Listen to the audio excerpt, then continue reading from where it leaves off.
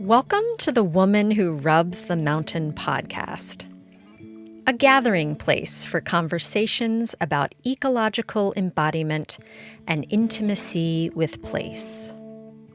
I'm your host, Kendra Ward, acupuncturist and land alchemist, currently living on traditional Abenaki land in what is now called Vermont. In these explorations, we wonder, what happens when we rub on the body of the earth? How does the earth brush back against us? Waking up from a great forgetting, these inquiries bring us to the fluid interfaces of human body and land body.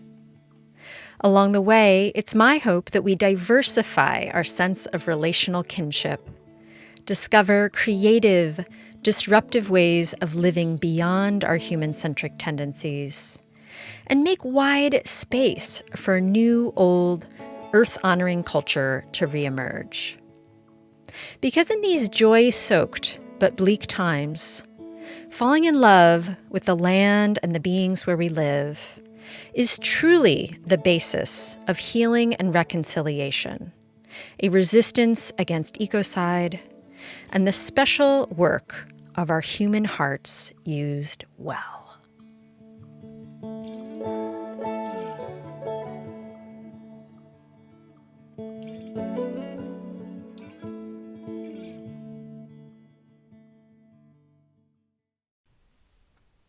Welcome, everyone, to an episode in the Embodied Elements series.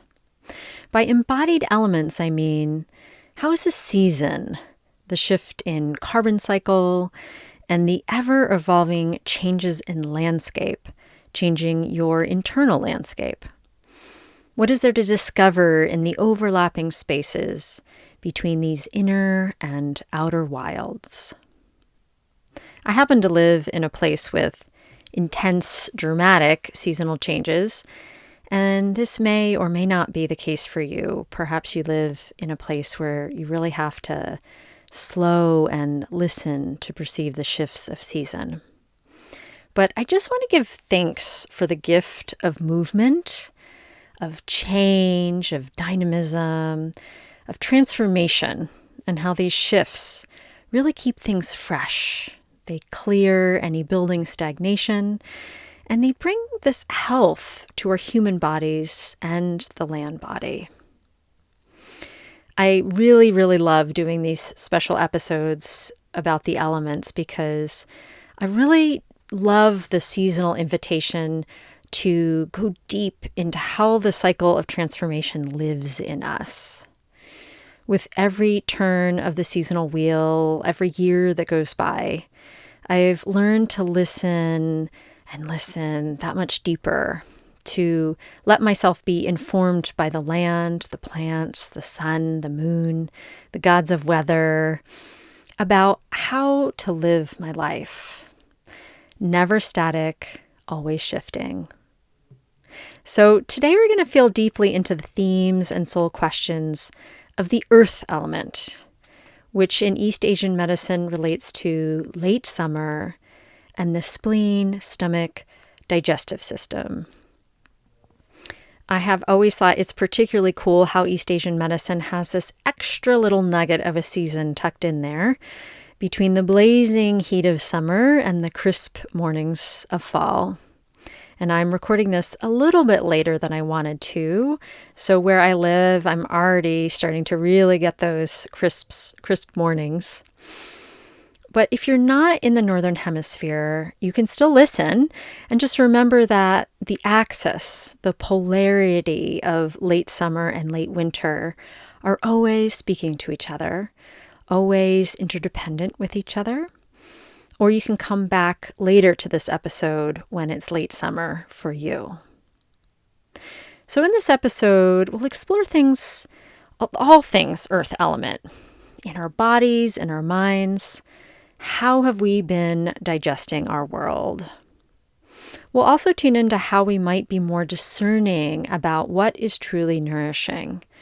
What does soul-soaked deep nourishment feel like? And how do we really get ourselves full? So in an effort to make sure that we're all starting in the same place, let's just take a moment to give a nod to the 5 elements according to East Asian traditions. So the 5 elements are wood, fire, earth, metal, and water. These old primordial powers are not just ideas. They're not simply theoretical. They don't just live in some thick-ass book somewhere or in the minds of philosophers somewhere entirely outside of us. No, we make them animate through living them into being. They are all around us. They're in our bodies, in our environments. And we know the elements already, whether we realize it or not.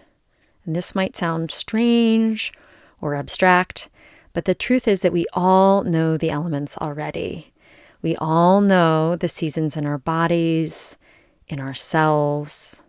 We all know that explosion of hope in springtime when the land starts to wake. We all know that contracted grip, that underground nature of winter. And some part of our animal bodies understands that winter is the time of the quiet seed. Spring is the time of the sprout, of the shoot. Summer is that full-armed, open-hearted blossom.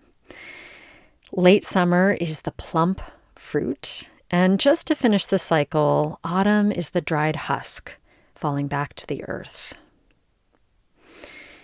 So I find late summer to be blessedly complex. Some plants are just beginning to fruit, while others are in various states of decline already. So somehow the energies of the earth are still growing and abundant and generous. All the while, they're also mysteriously moving towards dwindling. So I'm noticing squash blossoms and sunflowers and goldenrod. They're all in their full-on buttery radiance, while some of the trees, the leaves are yellowing already as they're getting ready to fall to the ground.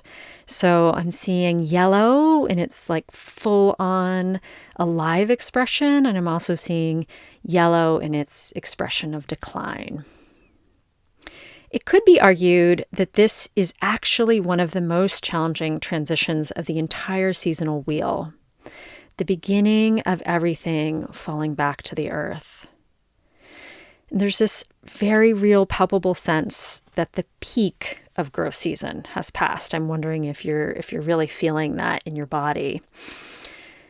The earth element conjures themes related to harvest and gathering and digestion. All the while, it brings us deeper into our flesh, our embodiment, our black soil centers. This is an element of substance, form, really feeling into the solid weight of our beingness. We are no longer flowers blossoming ourselves out towards the sky. We're no longer in the floaty realms of the heart and peak summer. But instead, we're really feeling our feet on the earth, a fullness in our bellies. Like a feeling of our flesh in space, moving wishful ideas into reality and taking abstract thoughts and forming them right in front of us within the material world. So without fail, I always feel like I learn the most about the 5 elements from my plant and animal friends. Last year, I remember coming across this one last blooming goldenrod when all the other goldenrod had faded. And on this blooming yellow, proud loner were the most bees that I've ever seen in one place on one tiny little plant. They were bees of all kinds sharing space. Bumblebees, honeybees, sweat bees, all together sharing every last tiny space on this goldenrod. And energetically, metaphorically, this really felt right on to me. This time of year is filled with an urgency, like they were vibrating this urgency There's this difficulty in the transition. There's an industriousness and that survival need of harvesting. And then there's also, there was this sense of one last faithful embrace between lovers, having to endure a good long wait before seeing each other again. And in the case of goldenrod and bee, probably it will be a reunion between their descendants. So let's just take a moment to think about what we've been observing in the living world around us. Perhaps the geese have been more present in the sky. The squirrels have full mouths running across the street. The grass is growing extremely slowly or truly has stopped growing. Maybe your belly is a little bit more interested in soup or tea. The realm of busyness and distraction that we live in as modern humans could truly keep us humming along the same way endlessly. But the animals know, the plants know, the changing light of the sun knows. And it's through their bodies, their behaviors, they teach us about the transition coming. And it's a good practice to let these beings and forces take the lead in our lives, to teach us and show us how to live in flow with the seasons, the shifts in energy. So let's tune in a little further into what's happening in our human bodies this time of year. So we're really in the middle. The energy of our bodies is no longer flowing upwards and outwards with that open-heartedness of summer. Well, it's also not going down all of a sudden the way that it does in fall and winter when it starts to head toward our kidneys and bones. But instead, we are in the digestive middle. We are tuning into our bellies. We're gathering and digesting and using the bounty of late summer well. So on the physical level, we might tune into or pay special attention to our mouths, our stomachs, spleen, pancreas, our blood sugar levels. These are the systems in the body that are related to transforming and transporting, rotting and ripening. And it's not uncommon that oftentimes this time of year, a little reset with our bellies is needed after maybe eating too many sweet fruits or raw food all summer. Maybe we need to start cooking, gentle cook a little bit more. Maybe we need to slow down in how we're eating and chew longer to re-engage with and really taste our food. Maybe we need to tune into the food on our plates before eating, taking a sacred pause, and just contemplating the lives of those plants or animals, seeing them more purposefully, giving thanks for their life force and how it will add to our own. So we might eat the most gorgeous organic food in the world, but it can pass through us without us being able to absorb any of that bright life force if we're not able to receive it fully. So I see this often when someone's eating beautiful, fresh food and their digestive organs, the chi of their transformation and transportation process is so weak that their body is not actually absorbing very much. Sometimes it's that they're eating so fast that the body is struggling to absorb, and other times it's that the digestive system itself is just struggling to do that absorption process well. So this can be a really powerful time of year to tune in, to recommit, or just really pay attention to how we are physically nourishing ourselves with food, tuning into any poor eating habits that have sort of snuck in over time, any disordered eating, rushed eating, excessive sugar. Sugar might feel like it gives us an energy rush in the moment, but really it weakens our bodies over time, creating unrooted, sort of frenetic energy in the body. So from here, we might expand out and tune into other kinds of digestion. How am I digesting other types of stimulus? news, screen time, social interactions, other forms of information or experience. How are these quote unquote foods, so to speak, nourishing me well? Or are they just a form of junk food? Are they things that taste good momentarily as entertainment, but are just leaving us sort of bloated, malnourished, or kind of churny? Because one of the shadow sides of the earth element is stagnation. Stagnation comes when there's a lack of flow, right? Stagnation comes from not processing well, when we're holding on to things, or when there is this psycho-spiritual phlegm from unfinished business, or not fully processing our feelings.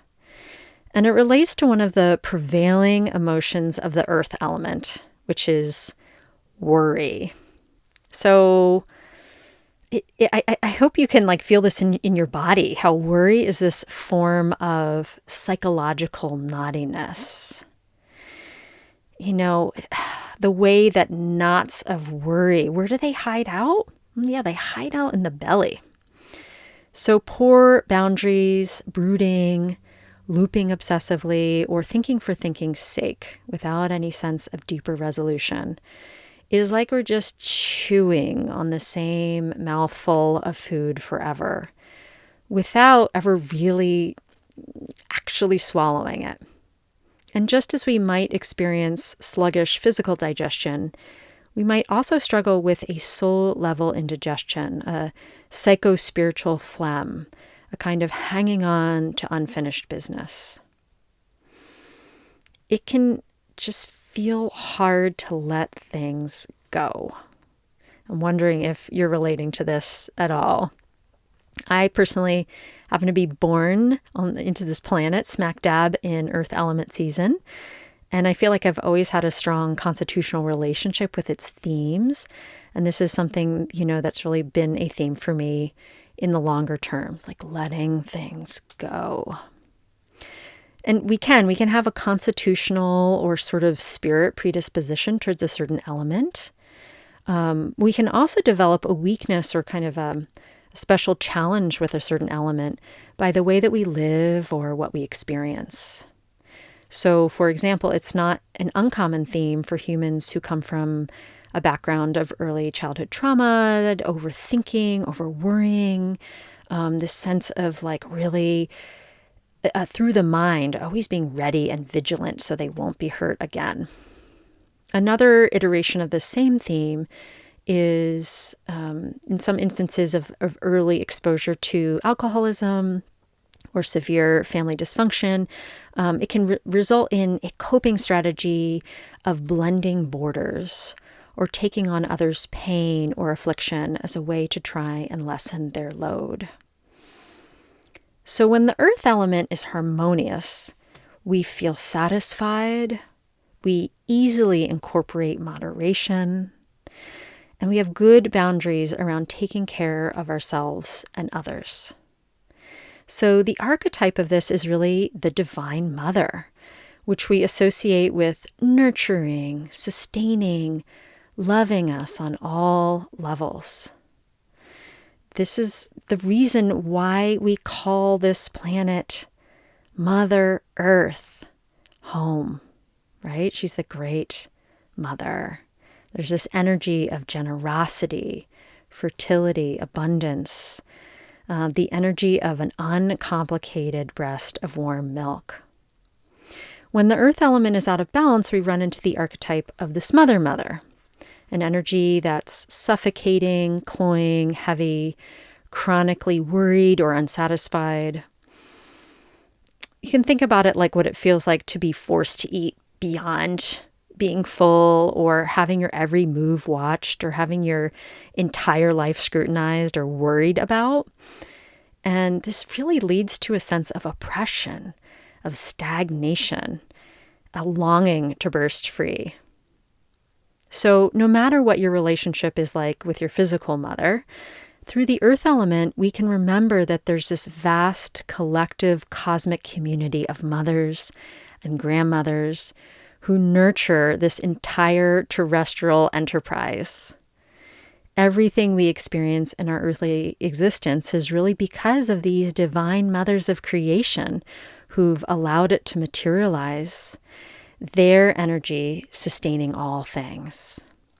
And it all comes from her with a capital H, her, which includes he, her, they, us.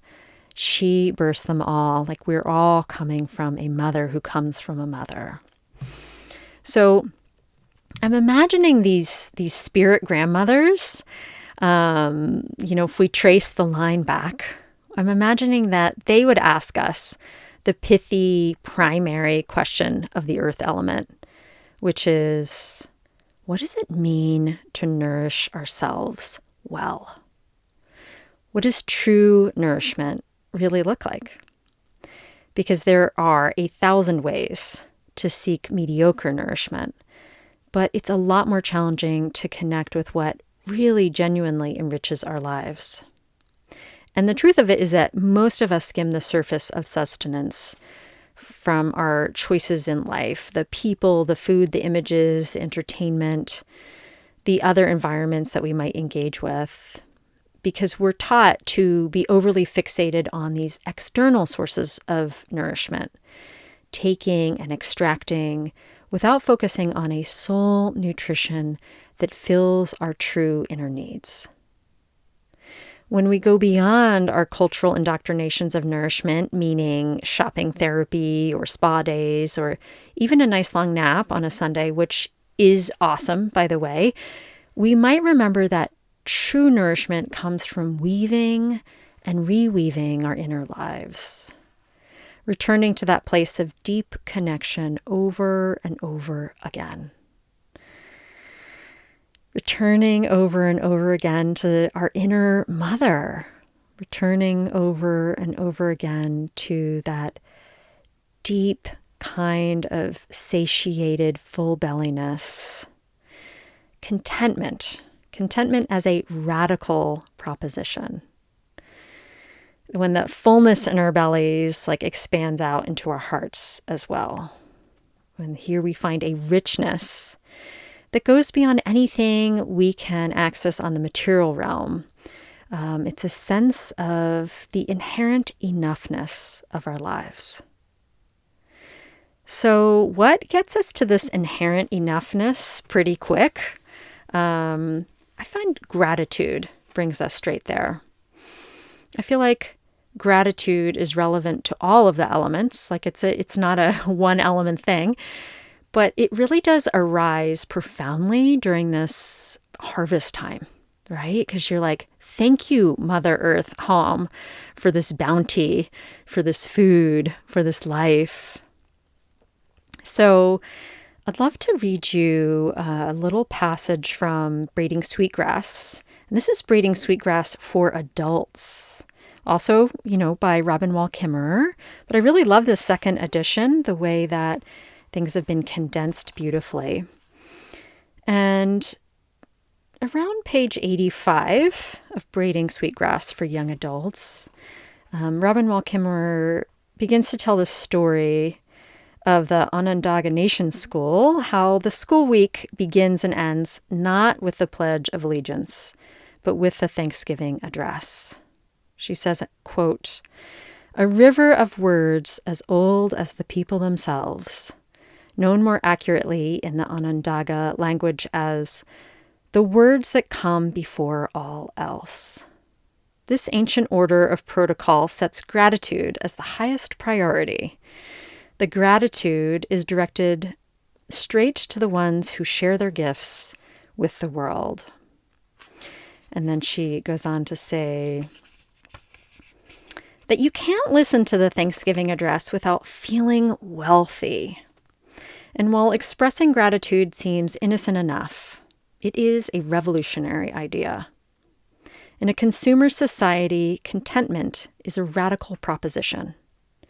Recognizing abundance rather than scarcity undermines an economy that thrives by creating unmet desires.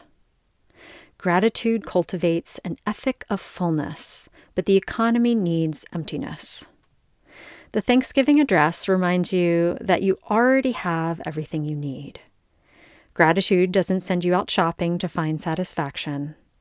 And that's good medicine for land and people alike. So it feels essential that we also don't try to just seek out nourishment from the human realms around us, but work to expand our sense of relational intimacy so that we can go to the old Mother Oak, and that's just as nourishing as going to the next door neighbor. Or we can go to the river, and that soothes us just as well or better than some like super sweet dessert. So there are so many avenues of belonging and ways of being held, but oftentimes it takes a purposeful breaking of old cultural patterning within us. This like deep training that when we're lonely, the only options are to go to our therapist or cry in the shower. And it really is this disconnection from place and our more than human kin that is one of the most critical issues of our times. This deep loneliness and lack of relational nurturance is profound. We're disconnected from the wholeness of the land, and so we go searching for this wholeness elsewhere. And I like to try and remember that the living world does not consider us a foreign species. It's taken me a little while to get to this place because it feels really easy to be mired with an overall sense of shame or confusion or outrage or anguish at the human race in general and the way that we keep hurting ourselves and the other beings we live with. But all of that said, the earth still wants to be in making with us, loving with us, belonging with us, if only we will remember to do the same. So those are some of the primary themes of the earth element, but instead of trying to understand them sheerly from the mental realm, it feels like a really good moment to tune into our animal bodies and to ask our bodies, what does this late summer earth element feel like in me? Not from a mentally figuring it out sort of place, but from a truly embodied sense. What is my body as this radiant fortress of life, as this astonishing, fragile, ferocious temple know about this time of year? So go ahead and put both of your hands on your abdomen near your belly button. Perhaps imagining a time when there once was an umbilical cord here, when times are simpler perhaps, and you got your nurturance from somewhere or somewhere else, someone else. So tuning in a little deeper to what you find here. How are you holding yourself here? What does your body's voice have to say about this area? Is there a stuckness, a weakness, an unshakable sturdiness here? And I'm finding as I put my hands here that they naturally want to slowly travel in a clockwise direction, this sort of gentle self-touch, this gentle movement. This is truly the equinox place in your body, a balancing of light and dark, yin and yang. This is your center, your ground, your rich black soil, your inner garden. Think of humanity, humility, all coming from the same word root, humus or humilis, which means low or on the ground, dirt or earth. So to be human means we are coming from, returning to, in honor of the earth, the soil, the matter, the matrix, the mother. the true divinity of our flesh. So rest here as long as you'd like, breathing through your center, letting your belly be as full as it wants to be. And when you feel truly connected to this area of your body, when you've tuned in to its voice and how it's feeling, perhaps shift your focus to the land beneath you. No matter how many floors up you might be, just in your mind's eye, let yourself sit, lay on, or fall down to the earth.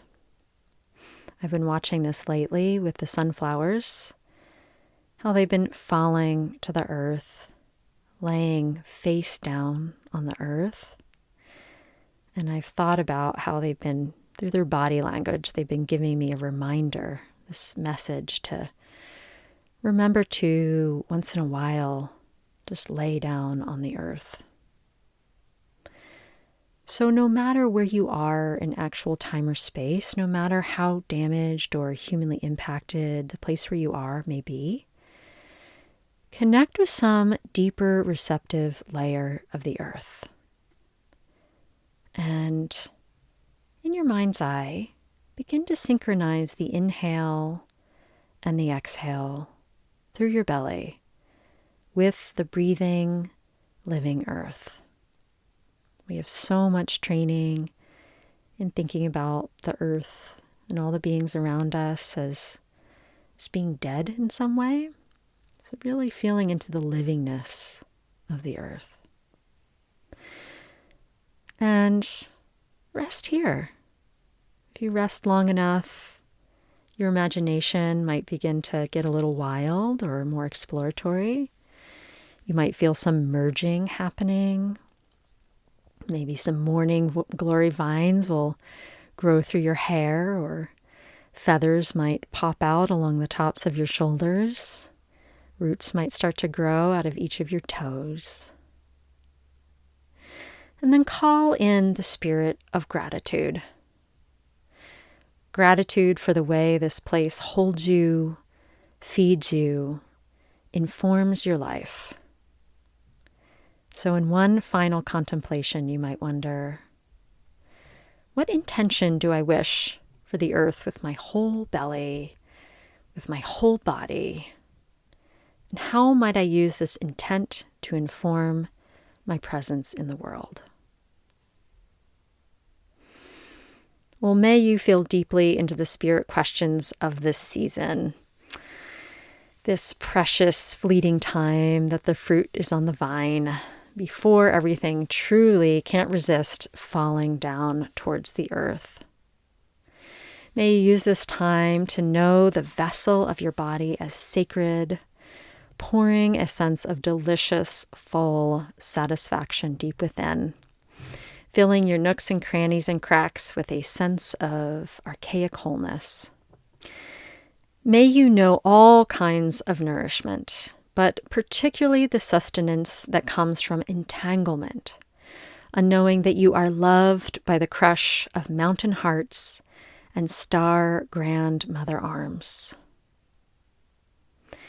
All right, I'm wishing you a glorious, fully satiated late summer season. Much gratitude to everyone listening. I really appreciate you spending this time with me. And if it felt helpful at all, if it felt of benefit to your life, please do consider leaving a review or subscribing to the podcast ongoingly from whatever your preferred listening source is. I'd also encourage you to check out kendraward.com. This is the place where you can find old episodes to catch up on. There's so many great past conversations. And this is also the place where you can learn a little bit more about my work as an acupuncturist and land alchemist. I provide in-person acupuncture and energy work for human bodies in Vermont. And I provide land alchemy and energy work for land bodies. And if you've never heard of this term, land alchemy, there is a lovely video there for you to watch if you're curious. You can learn more at kendraward.com. Well, a belly full of love for you. Bye for now.